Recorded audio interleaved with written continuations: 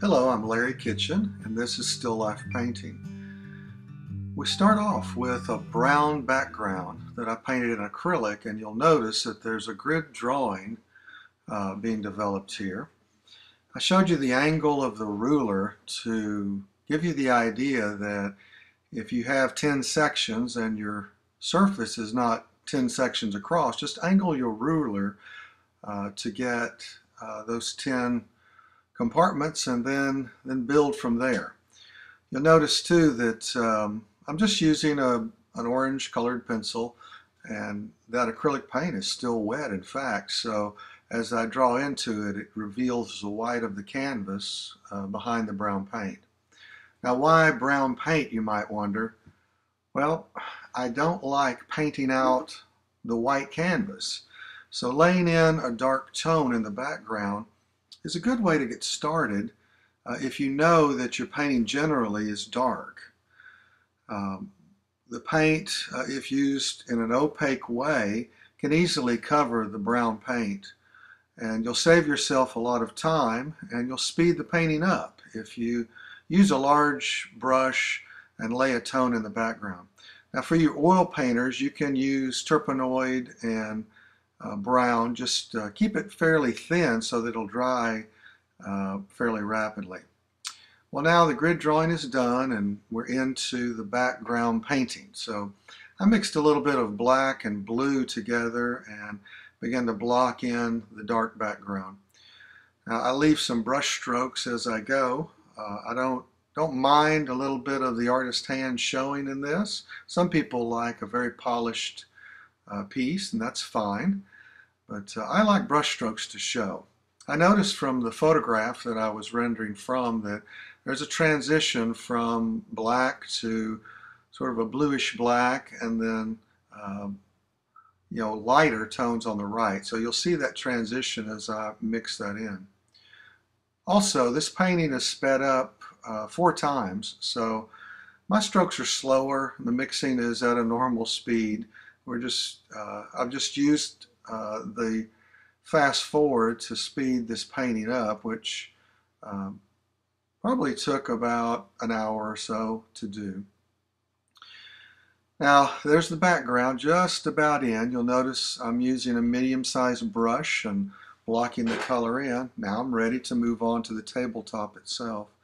Now, these 3 objects were sitting on a wooden table, and for some reason I decided to lay in the shadows, maybe because I was working with the dark tone. You'll notice a little Indian red mixed with the black background color seemed to work for my shadow pretty well. And I'm laying in those ovals that are cast by the 2 circular objects that are sitting on the table and the teapot. Now the lit area of the wood is being painted in, and I mixed crimson red or rather cadmium red with a little bit of yellow ochre and white to get that tone. This is the first appearance of the maul stick. Now, a maul stick is very important to have handy because there's no reason to try to slowly paint straight lines when you can do it quickly with a wooden dowel rod. So my maul stick has a wad on the end that I duct taped on. There's a little repair work there. I didn't like that dark tone, so I'm repainting that little bit of foreground tabletop, just trying to keep it clean from the shadow area. And now I'll lay in just a small stroke that I noticed between the shadow and the teapot there. And I'm just about done with the surface. And on to painting the handles. Now this uses the technique of finding the shadow, the midtone, and the highlight. So any object has these 3 values within it if it's lit. And so it's a good way to think about painting each object. What is the main local color of the object? That's your midtone. And then the shadow will be on the opposite side of the light. So I'm laying that in. And then you finish up with the highlight on top. You'll notice, even sped up, it's a deliberate slow stroke. Now onto the teapot. You'll see the mid-tone and highlight being laid in there. And as it moves down, we're moving into the shadow range. Now, as mid-tone moves into shadow, many times there'll be an intensity of color on that edge where it turns. I'm not sure why this happens, but that's just a truth that happens when you look at an object as the light turns to shadow. Now with those ochre tones, I'm digging into white and yellow ochre and red. And now back to the highlight. The teapot's moving along pretty well. You'll notice I'm resisting the urge to completely smooth out every little area. Those brush strokes add a vitality to a painting that you don't get if you smooth everything out. So for now, since I've got time, I'm leaving the work blocked in and fairly choppy. If those abrupt areas bother me later on, I can always smooth them out, working on the top of it. And now we're ready to move on to the red and white cups that are sitting out in front. Now this one has alizarin crimson in it with cad red, and I've mixed black in for the shadow. You'll notice even the dark tones on the cup has a little bit of red in there. As I look at the cup, I squint my eyes, trying to see what the basic shapes are, and then I'll block those in, a little rougher than I want them in the final painting. If I clean my brush often between mixing these different colors, then I'll keep these different blocks or pads of color clean. Once I lay the little pads of color in place, then I'll clean my brush and blend a little bit between each area. I find that way you don't end up mucking up the values between one tone and another. So think in terms of blocking in the color after you've squinted at the objects and mix those colors and lay them in there, and try not to push the colors around too much on the surface. So now I've got quite a bit of the red cup blocked in, and you'll notice that I'm sort of looking it over and trying to cover all the brown up that's in the background. So we're moving on. Now I've saved highlights, so now you're going to see the whites of the cup on the right start to be blocked in. So starting with the edge on the left, there's a vertical stroke.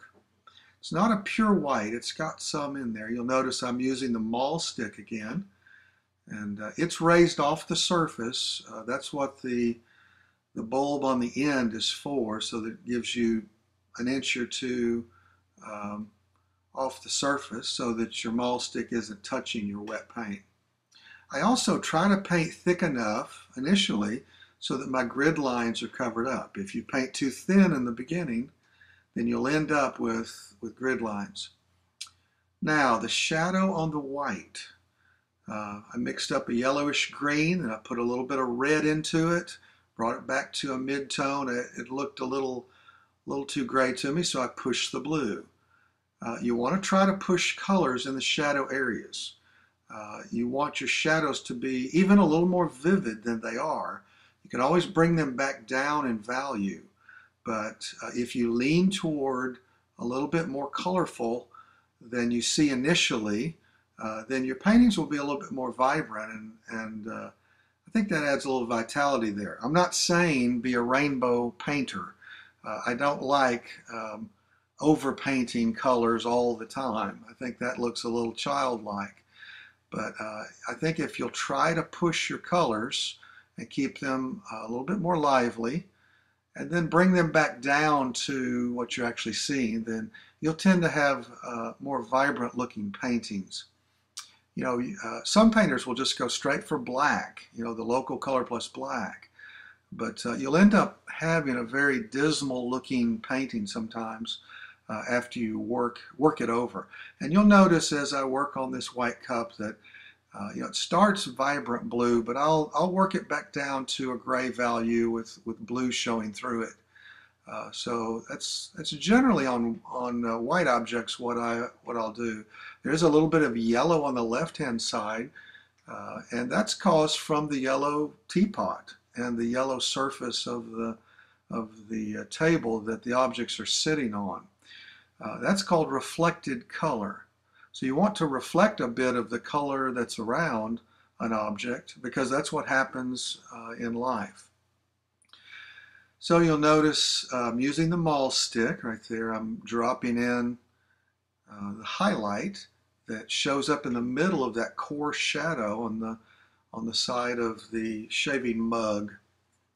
Now I'm laying in that fun highlight on top of the red cup, and that initial stroke, you'll notice I just up it one stroke and then let it set for a bit. Now I'll come back to it in a minute and soften the edge, but you don't want to push it so much that you lose the pure quality of it. There it is. Around the edge of that pure highlight, I notice there are specular highlights. So I'm daubing a little bit here and there. Okay, I noticed that the handle wasn't quite covered, so I went back and touched that up real quick. And then I'm looking at the edge now of the red cup and where it meets the teapot. And that is a particularly nice place. You know, edges are important. So as you begin to do your finishing details in a painting, look at all your edges, make sure that you know, the surface is covered and you've got good transitions from one object to another. You'll notice, you know, at this part of the painting,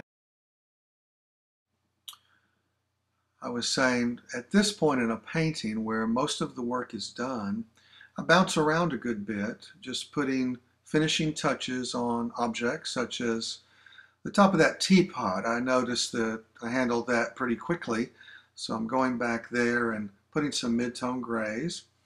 Now I've noticed that the bottom of that shaving cup bothers me, so I went back and touched that up. Now I'm pushing the highlight of the shaving mug handle so that it's a little bit more like it appears to me. You'll notice work around the edges of the objects is continuing. You know, as you work your paintings in a way that brings them to a level that you feel comfortable with. This painting is intended as a 1 hour or less painting, and so there it is. I hope you've enjoyed it. We're in association with Media Kitchen, and the music you're hearing is by Levi Kitchen. Happy painting.